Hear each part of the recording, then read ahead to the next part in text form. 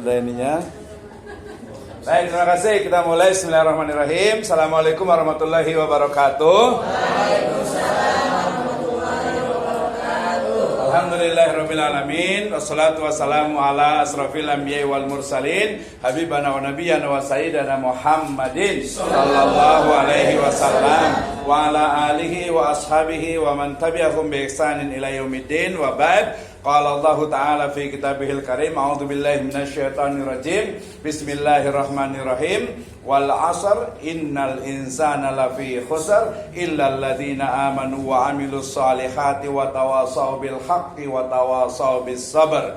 Wa qala Rasulullah sallallahu alaihi wasallam man salaka tariqan yaltamis bihi ilman sahalallahu lahu bihi tariqan ilal jannah. Amma ba'd, fa inna asdaqal hadits kitabullah wa khairal huda hudan nabiy sallallahu alaihi wasallam. Awalan aqulu lakum jazakumullahu khairan ala khudurikum fi hadhihi qissah at-thayyibah wa khasatan fi hadzal masa nastati yani an nastamir wa aidan arafna hadzal yaum akhirul yaum fi dirasatina fi hadza yani al-fasal wa kama araftum yani mawdu'una yata'allaq bi al-mawdu' yani falsafatul ammah wa aidan al-ilmi.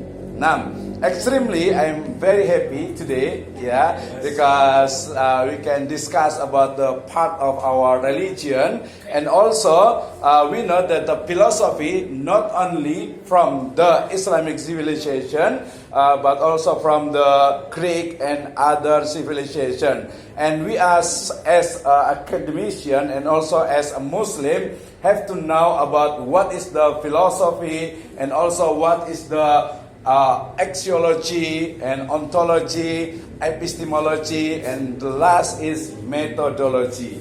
Okay, this is the last day in this semester, and maybe I will review, and we are maybe we will talk about all about the filsafat umum, the general philosophy. Okay, you understand? Yes. Baik, terima kasih atas kehadirannya, luar biasa sekali. Sekali-kali saya di atas gitu ya. Suara saya cukup jelas. Nah, hari ini adalah akhirul yaum atau hari terakhir di mata kuliah filsafat ilmu dan juga filsafat umum. Saya menggunakan dua istilah karena memang digabungkan. Nah, hari ini saya akan review, saya akan disebut dengan murojaah, sehingga mungkin anggap saja ini adalah rubu'ul imtihan, seperempat dari ujian. Siapa cepat dia dapat, maju tak gentar membela yang bayar. Oke, baik nanti saya akan rumuskan. Jadi ini kalau umpamanya dianggap ujian itu ada 10 soal gitu maka yang dijawab itu hanya 5 saja. Tetapi ini sebagai murojaah saja, karena nanti di terakhir kita akan sepakati apakah kita akan ujian seperti anak S1 gitu atau mungkin juga istilahnya itu melanjutkan dari yang kemarin gitu atau mungkin kombinasi dua-duanya, karena every us is amazing person and unique. Setiap kita itu kan unik, jadi beda-beda. Mungkin ada yang suka ngomong, ada yang suka berbicara, sama. Ada yang suka menulis, ada yang suka mungkin visiting, speaking, writing. Nah, insya Allah kita akan akomodir. Makanya tadi saya bilang, pokoknya kalau UAS tuh nggak usah dipikirin deh. Yang penting datang ke sini, itu insya Allah sudah ada nilainya, gitu Insya Allah jadi pahala. Syaratnya adalah ikhlas, Jangan sampai terpaksa. Baik, yang pertama, kita mulai dari nomor 1, al-awwal yakni ma huwa al-falsafa atau al-falasifa lughatan wa istilahan. Okay, the first, let's talk about the definition. And if we talk about definition, the first is etymology. I think it's easiest dari sisi etimologi ini perlu kita pahami. Jadi apa itu filsafat? Ada dua. Yang pertama adalah umum, yang kedua adalah ilmu. So, nanti kalau tentang karakter, I will ask you about what difference between general philosophy and the scientific philosophy. Ya, oke, etimologi. Jadi kalau ditanya tentang pengertian, maka jawaban yang benar itu adalah terminologi. Tetapi kalau mau lebih lengkap, full, maka ada etimologi dan juga terminologi. Ya, nah. Kalau dalam filsafat ini berarti secara bahasa kita mesti pahami dari mulai Yunani, ya, kemudian Islam dan juga Indonesia. Karena kita we using bahasa, ya. Okay, this is the first etymology for the general philosophy and scientific philosophy. Yang kedua adalah terminologi atau syar'an wa istilahan. Ma huwa al-falsafah, yakni syar'an, ya, secara istilah. Nah, ini juga kita bisa lihat dari world view-nya dari yang kita sebut saja mungkin western. Ya, dan yang kedua adalah Islam, ya. Nah, ini harus dijawab nih. Siapa yang mau saya tanya dulu? Kayaknya yang nomor 1 itu udah gak usah mikir lah ya. Udah tahu kan? Ya, tapi boleh juga sih ditanya gitu ya. Ditanya, saya mau tanya yang paling ujung sana. Biasanya ditanya itu yang pojok biasanya nih. Kalau yang di depan biasanya kalau yang di depan itu biasanya memang udah siap-siap gitu ya. Jadi nggak bakalan ditanya. Ya, yang paling gampang lah ya. Jadi saya juga senang menggunakan bahasa sendiri. Ya, bahasa sendiri. Ada 2 istilah, yaitu pertama adalah filsafat umum atau filsafat itu sendiri, dan juga filsafat ilmu, filsafat dalam ruang lingkup ilmu. Oke, the question, pertanyaannya adalah apa yang dimaksud dengan filsafat umum dan juga filsafat ilmu? Please. Krik. Ya, mungkin agak gak enak deh. Kayaknya yang akhwat mungkin yang ibu-ibu kayaknya agak deg-degan nih. Nanti saya ditanya lagi. Padahal kalau usah kayak gitu, biasa aja. Ya, kalau secara bahasa kemarin sudah gue bahas lagi. Jadi terminologinya saja. Termasuk kemarin ya. Jadi di sini ada filsafat, kemudian dalam peradaban in Islamic civilization, kita ketahui dengan istilahnya adalah kemarin itu al-hikmah. Ya, al-hikmah. Nah, nanti baca tentang makna dari al-hikmah. Sebenarnya nanti ujungnya adalah dalam Islam yang tepat itu adalah bisa dikatakan hikmatut tasyri' atau al-hikmah itu sendiri. Ya, al-hikmah. Kenapa akhwat pakai jilbab? Hikmahnya itu apa? Luas sekali. Ya, kenapa kita itu sholat? Ya, maknanya atau nilainya itu sangat dalam sekali. Ya, kenapa kita itu harus belajar? Ya, saya mau tanya nih, yang mengajar SD atau SMP atau TK di sini siapa? Oke, terima kasih. Berarti 2 ini ya, saya tanya gini dulu berarti. Pertanyaannya, apa hikmah seorang anak ya usia mungkin dari mulai 5 tahun sampai 7 tahun sampai 10 tahun itu dia harus menghafal Al-Quran. Ya, bukan harus, tapi sekarang menjadi karakter, kekhasan. Apa kira-kira hikmahnya? Secara pedagogik, secara ilmu pendidikan. Agar berkembang. Apanya? Pemikiran. So, akal itu di mana ya? Akal itu di sini atau di sini? Akal itu di mana akal ya? Akal ya udah agak-agak bener sih, berarti kan yang ditambahin, lengkapi. Apa coba? Kenapa ya seseorang itu sebenarnya bukan cuma ini aja sih, bukan cuma anak kecil, termasuk mohon maaf nih yang sudah agak-agak manula di sini siapa ya?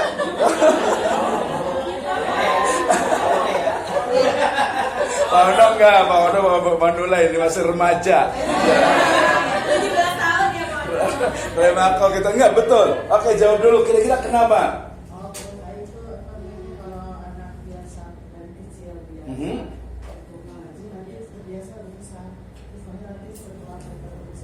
Oke, itu namanya behavior education. What the meaning of behavior education? I ask my brother. Behavior education. Behavior itu apa?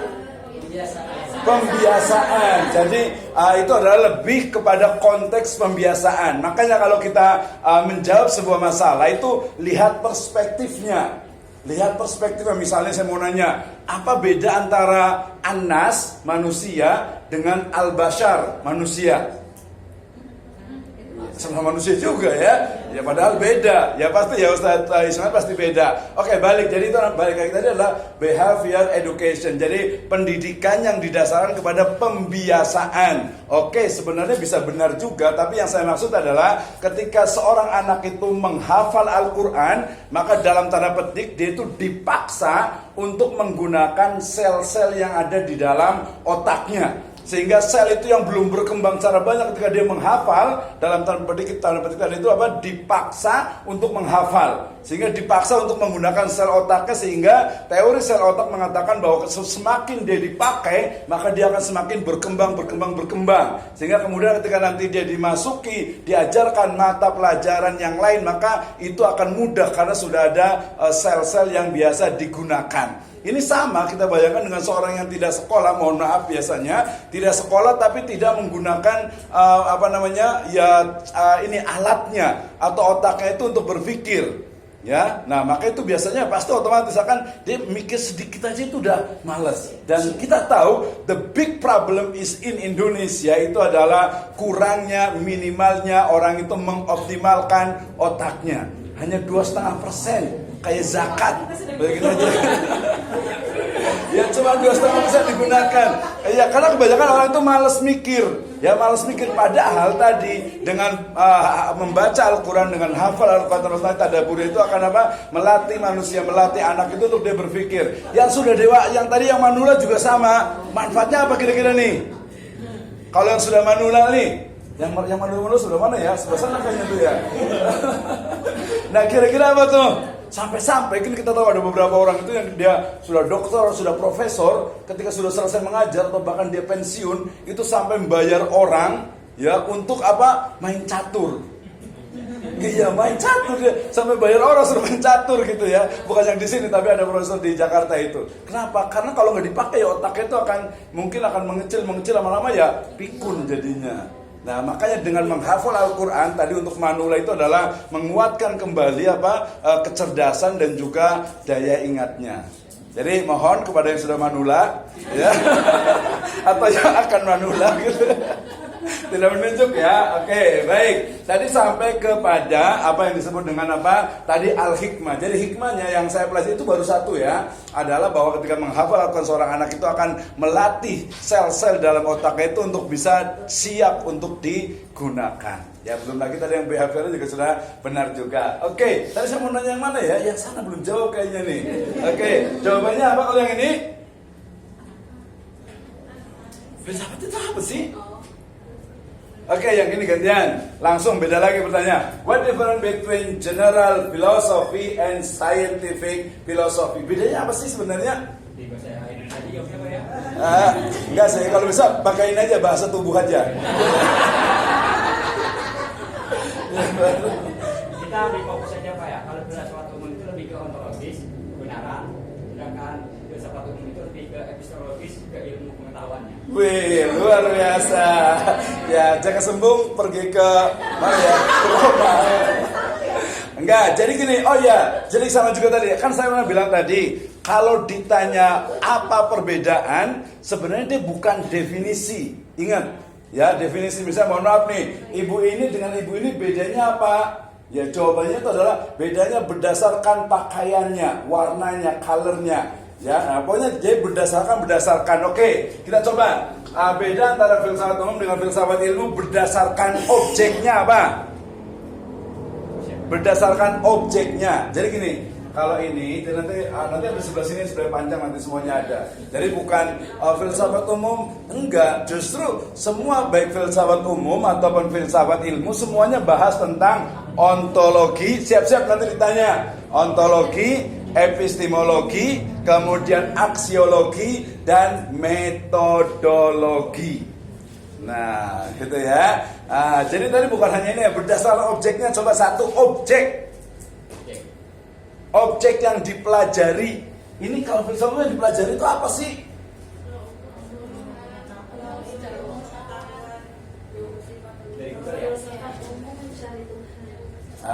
Jadi kalau filsafat umum itu adalah satu seni berpikir mencari sebuah puncak kebenaran, ya, terutama ya di dunia ini, hakikat dari kehidupan ini, gitu ya. Sementara ilmu berarti itu tadi definisinya.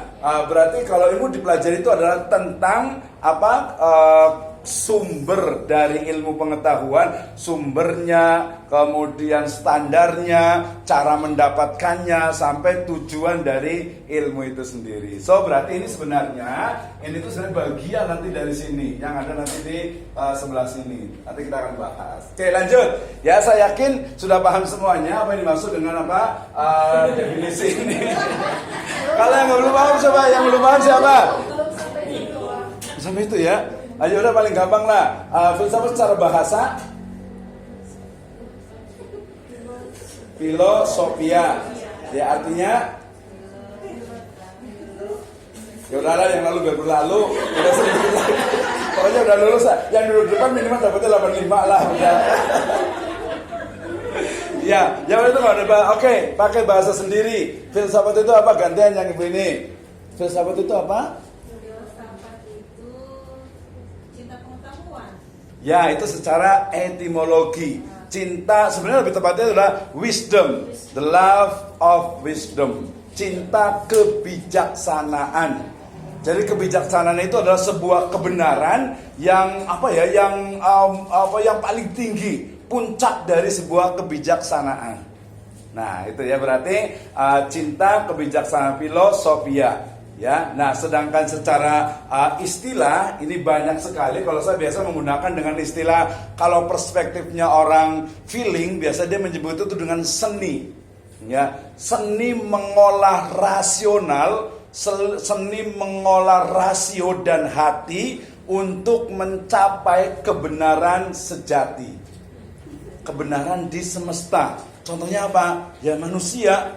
Ya, tentang manusia. Pokoknya jawabannya itu adalah di surat Al-Fatihah ayat pertama atau ayat kedua ya. Fihi khilaf. Ya, alhamdulillahi rabbil alamin. Jadi filsafat Islam itu hanya mempelajari al-alamin, itu nanti di objeknya sebenarnya itu. Jadi filsafat Islam yang dipelajari itu adalah hanya al-alamin. Al-alamin itu apa? Semesta, termasuk manusia. Ya, itu yang dipelajari. Ya, dari seperti apa sih sebenarnya kebenaran, kebijaksanaan, dan juga puncak dari semua yang ada di semesta ini. Wah, gitu. Jadi kalau kita suka mikir nih, nah itu kalau dari perspektif orang feeling. Kalau perspektifnya orang thinking, tahu nggak sih feeling thinking? Iya, kalau feeling ya perasaan gitu, mungkin karena taunya bahasa gitu. Itu teori tentang psikologi. Ya, teori tentang psikologi, nanti boleh lihat ada feeling, ada thinking, ada innovating, ada lagi apa tuh? Inting. Dari desa. Ya memang ada juga gitu ya. Sampai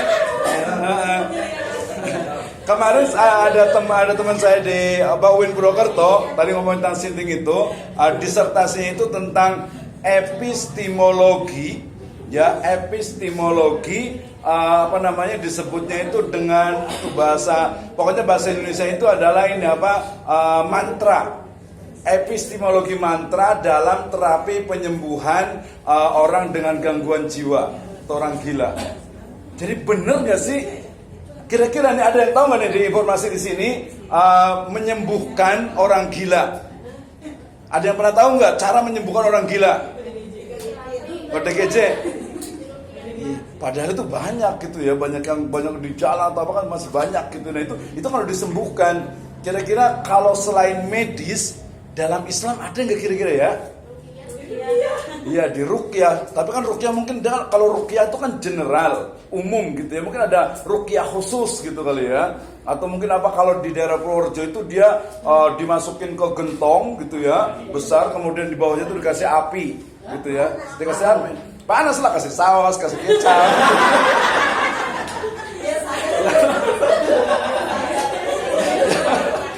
Ya enggak direbus, tapi tidak sampai ini, tidak sampai. Iya, kalau merepu ya susah gitu. Enggak itu, tapi bukan itu teknisnya, tapi dia dibaca dengan bahasa Indonesia itu mantra apa bahasa Sunda, bahasa Indonesia mantra apa, bahasa Jawanya? Ya, bukan ada bahasa yang khusus untuk, jadi dia diobati suwuk. Tahu suwuk nggak? Ada tahu suwuk ya? Ya pokoknya gitulah. Ntar waktu kita habis lagi ngomong suwuk. Pokoknya yang datang ke situ harus disuwuk gitu katanya itu. Oke lanjut. Jadi kalau thinking itu berarti adalah metode atau cara berpikir dengan mengoptimalkan rasio dan hati untuk mencapai kebenaran sejati dalam kurung kebijaksanaan. Panjang ya? Nanti kan ya udah pakai biasa agak keren. Metode ya metode apa tadi itu? Aku jadi lupa tuh kan. Lihat jangan lupa deh. Tadi kalau feeling seni, kalau ini pakai yang thinking. Ya kalau sitting beda deui. Metode dalam mengolah rasio atau mengoptimalkan rasio dan juga hati untuk mencapai ya puncak kebenaran atau dalam kurung kebijaksanaan. Nah itu, tadi bedanya kalau filsafat umum karena dia mengolah rasa, hati dan juga akal, sehingga dia itu mencari puncak dari kebenaran yang tadi kita sudah menemukan Rabbul Alamin, tapi mereka masih kepada alam, belum sampai kepada Rob. Nah itu ya, cara thinking. Ya, tapi itu bebas saja sih nanti termasuk yang mana. Tapi intinya sebenarnya yang standar itu biasanya yang thinking itu. Thinking itu sebenarnya orang itu yang dia tuh suka mikir gitu ya. Ya dicai bari mikir gitu, naon gitu. Gitu ya. Oke lanjut. Ini tadi jadi kalau D ini adalah filsafat, makanya ada beberapa yang tidak menyetujui dengan filsafat karena dia tidak paham tentang yang kedua, yaitu sejarah. Ya dan perkembangan. Ya jadi kalau ada kira-kira di sini setuju nggak nih? Apa namanya? We know that the philosophy is not from the Islamic civilization and originally from the Greek civilization. Ya kan? Oh ya. Harus saja.